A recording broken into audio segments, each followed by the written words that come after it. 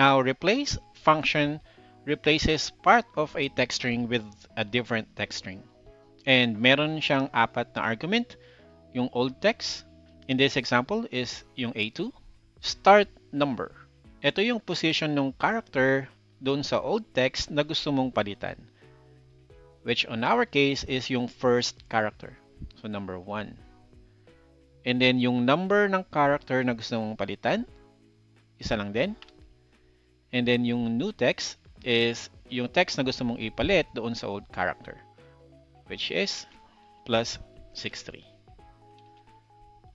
Enter. And then copy yung formula pababa. Now, the difference is sa replace function, ang basis mo is yung position ng character na gusto mong palitan.